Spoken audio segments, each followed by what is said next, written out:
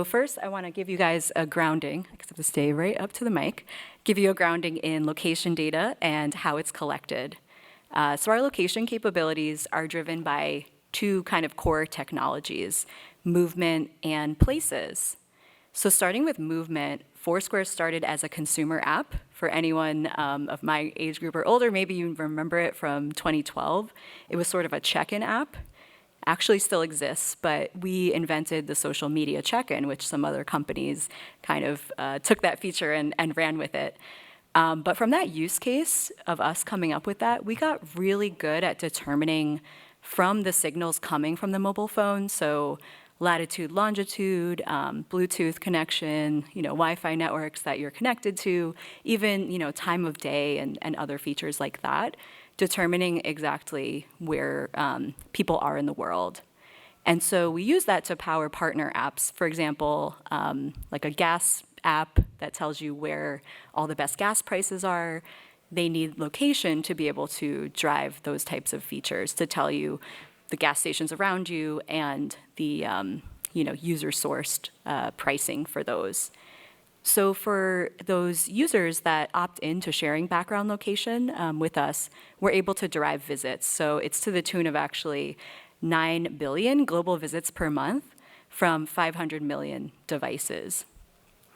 And the other piece of the puzzle is our places data. So it's a global POI, or place of interest database, of 120 million plus venues.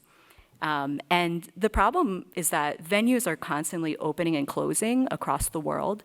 So it's a really interesting problem to keep that data set up to date. And so we have ML models and human verification that are used to keep that up to date. So together, movement and places help us kind of deeply understand how people move through the world. The secret sauce is really coming from us translating those raw signals into meaningful data about the places people go and how they move between them. We actually started in New York City, where I live, which makes it, made us so good at this problem because it's very densely packed. Retail and residences are all very close to each other, and New York was built upwards. So having to determine, based on these phone signals, is someone at CVS, shopping for toilet paper, or are they next door at the bar or upstairs at the hair salon, is kind of a complicated problem. So as a result of 15 years of unique data collection from Foursquare, we created a map of the world, which is not based on coordinates, but the actual places or venues.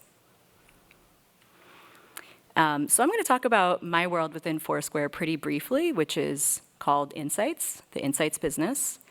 My role for several years, I worked on kind of custom analytics studies for our customers, retailers, CPG, restaurants, but also our partner apps as well, to help them understand a lot of things about their business, their customers and visitors, where else they go, their sorts of profiles based on location data. Also creating sales enablement, doing PR, getting to work with some really great publications with this information as well. The last year or so, we've been working on productizing this offering, so letting customers actually access these insights through a tool. Oops. So you can see some of the types of areas that we answer here. So loyalty, who are my most loyal customers? Where else do they go? Sort of what is their profile? Is there seasonality in my business? And as a marketer, should I focus my marketing efforts on a certain time of year? Who is my competitive set? Rather, not just who you think your competitive set is, but what other businesses are your customers going to within the same category, so we can kind of get your true competitive set. Site selection, if you want to open a new restaurant, for example, where is the foot traffic coming of the types of consumers that would visit your restaurant, and also how do you avoid cannibalization of your other sites?